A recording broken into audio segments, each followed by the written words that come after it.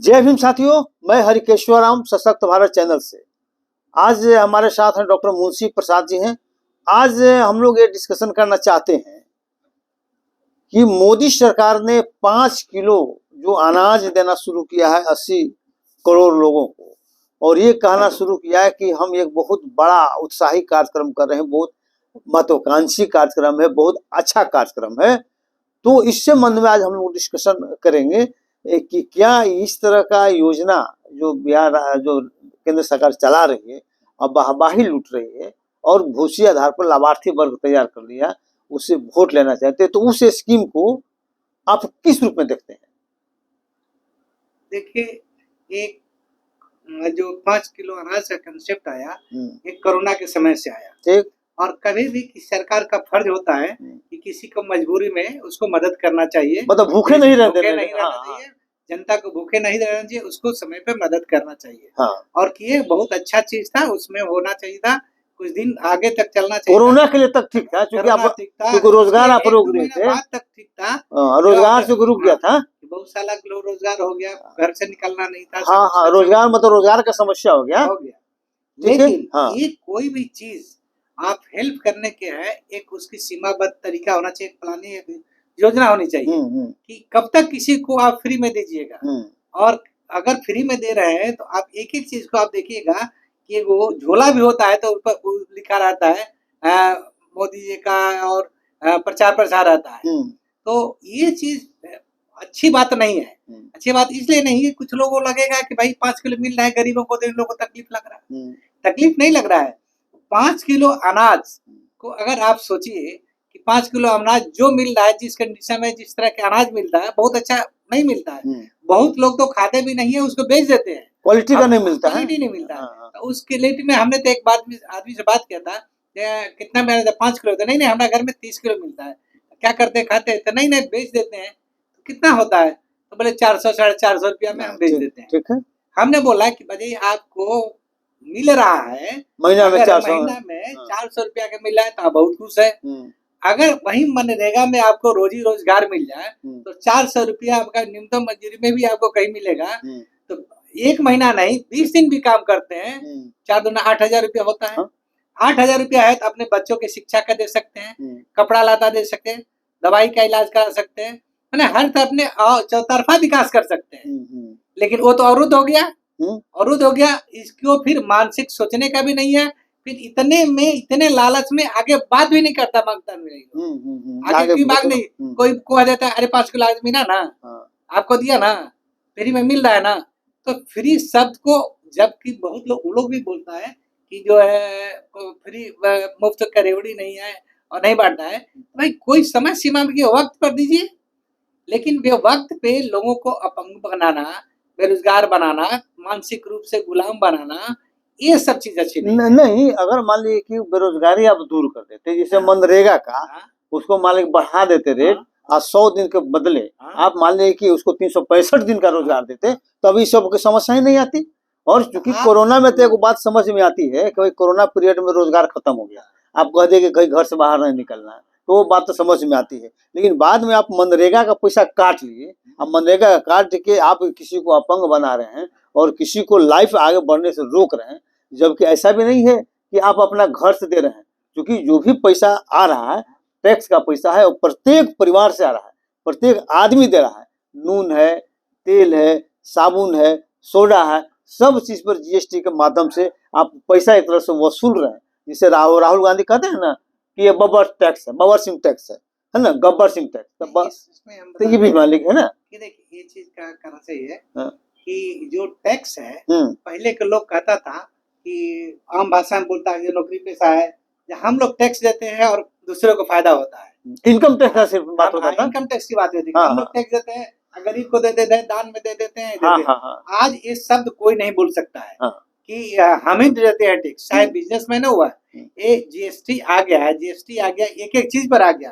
और यहाँ तक जहाँ तक देखिए, जो बेसिक चीज कोई भी देश की इकोनॉमी अच्छा होती है, लोग अच्छे होते हैं, तो उसको शिक्षा व्यवस्था ठीक की जाती है। तो शिक्षा व्यवस्था पर ठीक नहीं किया, यहाँ तो कि कॉपी किताब पर भी जीएसटी लगा दिया, उसको टैक्स लगा दिया। तो वो गरीब वही, अगर मान लीजिए कि उसको 5 किलो अनाज दे रहे हैं, उसको बच्चा के स्कूल जाएगा, तो जीएसटी वो 400 रुपया का तो जीएसटी दे देगा किताब कॉपी तो पर, खत्म हो गया वो। खत्म हो गया। हाँ।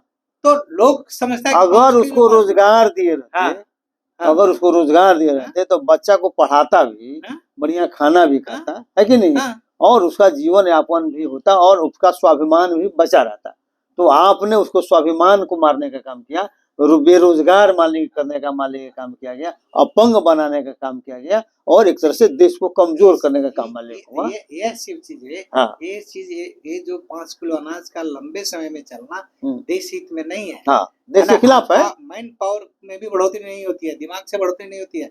आप क्यों किसी बिना चीज के हमेशा देने के लिए तैयार है? आप पॉलिटिकल मालिक वोट के लिए, पॉलिटिकल माइलेज के लिए, वोट के लिए आप चाह रहे हैं, तो भाई अगर कोई भी आदमी है देश हित में लंबे समय के लिए राजनीति करना और देख कोई भी काम डिपेंडेंट होने की बात कीजिए ना, डिपेंडेंट। हाँ, दिमागों का उसको इंडिपेंडेंट करिए, उसको फ्री करिए, अब आजादी दीजिए कि अपने मन से काम करे, अपने मन से कमाए, अपने मन से कुछ करे, उसको आप उसमें अगर आगे बढ़ने में क्रिएट करना चाहिए। हाँ। ये काम बढ़िए, जैसे बच्चों में बाल विदेशों में होता है कि बच्चे के स्कूल में ही हो डॉल बनाना, ये बनाना, कुछ बनाना लो सिखाया जाता है। तो स्कूल को में क्रिएटिव काम लाइए ना, क्रिएटिव काम लाइए जो बच्चे से कुछ न कुछ करने की आदत हो जाए, और उसके बाद से जो बेरोजगार है उस तरफ का काम करेगा, और मतलब रोजगार सबसे बढ़िया बेस्ट मान ले कि रोजगार गारंटी करिए। अनाज गारंटी जो कर रहे हैं उसके बदले में रोजगार की गारंटी आप कर दीजिए, किसी को मुफ्त में देने की जरूरत नहीं पड़ेगी, और सभी लोग अपने हिसाब से विकास करेंगे और देश में अपना योगदान भी कर सकेंगे। लेकिन आपने तो उल्टा करके अपंग बनाने का काम किया, स्वाभिमान को मारने का काम किया, बेचारा बनाने का काम किया, और सिर्फ पॉलिटिकल कारण से किया, जबकि ये सोशल इश्यू है। बेरोजगारी दूर करना ये सोशल इश्यू है, तो सोशल इश्यू को आपने पॉलिटिकल इश्यू में बदल दिया, ये देश के लिए ठीक बात नहीं है कि नहीं? तो ठीक है, आज हम लोग इसके अलावा जैसे मान लीजिए कहते हैं ना कि उसके जो है उनमें उसका जैसे मेडिसिन है, आप जैसे कहे कि ये जो योजना है 5 लाख का है ना, ये योजना है आयुष्मान योजना भी अभी कितने % लोग को मिला, और उससे भी जानते उसमें भी करप्शन हो रहा है, बड़े बड़े हॉस्पिटलों का, ये सब चीज का दवा पर किसी का कंट्रोल नहीं। कोई एक दवा 150 रुपया मिलता है, कहीं 100 में मिलता है, कहीं 50 रुपया मिलता है, कहीं 30 रुपया मिलता है। इसका क्या कारण है? इस चीज पर कंट्रोल करना चाहिए। ये गरीब कुछ लोग अपने मन से जो दवा तय कर देते हैं, कोई चीज का रेट फिक्स कर देते हैं, तो कितना उसका मैन्युफैक्चरिंग कॉस्ट आता है, कितना उसका एक्स्ट्रा लेना चाहिए, ये फिक्स करना चाहिए। नहीं, उसके अलावा मान लें आयुष्मान योजना है ना, तो जो लाचार करने का मतलब जो बेरोजगार है, ठीक है, तो बेरोजगार मान लेंगे तो उसके लिए व्यवस्था करी, जैसे 60 साल 70 साल की उम्र का आदमी ज्यादा हो गया, तो उसको मान ले कि आप कर सकते हैं, है कि नहीं, और लोगों को अपने हिसाब से करने दीजिए, उसमें कुछ सब्सिडी आप दे सकते हैं, ठीक है, सब्सिडी करिए, जो उस लायक नहीं है, जो कम पैसा कमा रहा है, रोजगार में कम पैसा, उसको आप मदद कर सकते हैं, ठीक है, इमरजेंसी में। अभी जो कर रहे हैं, जो बोल रहे हैं कि पेंशन का, जो बुजुर्ग लोग का सीनियर सिटीजन, आज जो अभी अटल बिहारी वाजपेयी जी के समय से ही जो शुरू किया, ये लोग को मानसिकता था कि पेंशन खत्म किया जाए, खत्म कर दिया ना, खत्म कर दिया सब लोग। आने वाले समय में उन लोग को कौन देख पा रहे, उन्हीं लोगों को जरूरत है, उन लोग को जरूरत है कि वो देखने के लिए उस हिसाब से कितना आपने सीनियर सिटीजन के लिए बनवाया, उस पर क्या खर्च कर रहे हैं, कितने लोगों को योजना की तरह क्यों नहीं उसको फ्री कर दिया जाता है।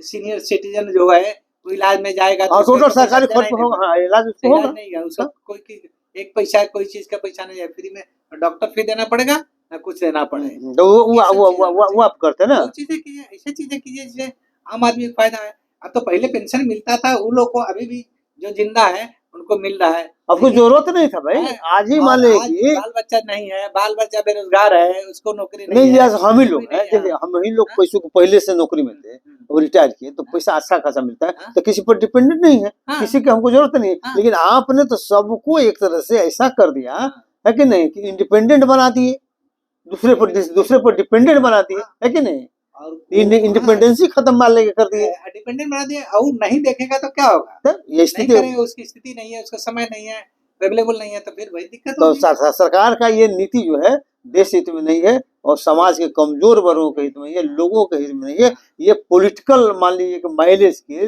लिया गया मान लीजिए निर्णय है, ठीक है, तो ऐसे का प्रतिकार होना चाहिए, है ना।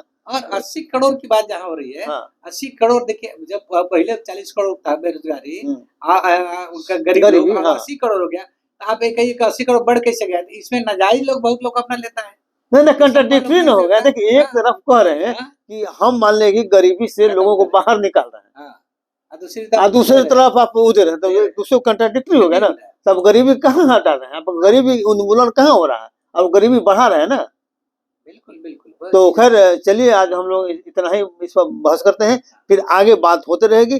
जय भीम, जय भारत, जय संविधान।